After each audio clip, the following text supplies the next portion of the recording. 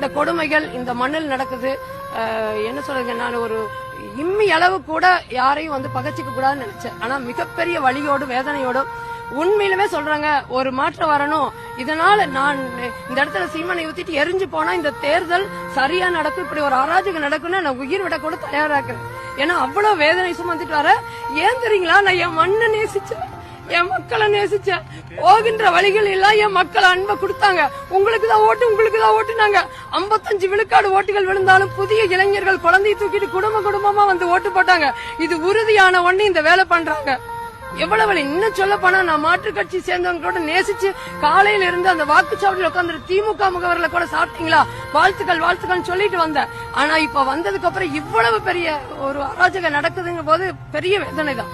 ஆனா இதுக்கு பதிலடி என் மண்ணினுடைய மக்களுக்கு உறுதியை இன்னைக்கு இல்லைனால் ஒரு நாள் கொடுத்தே தேர்வாங்க. இது நடந்தே தீரும்.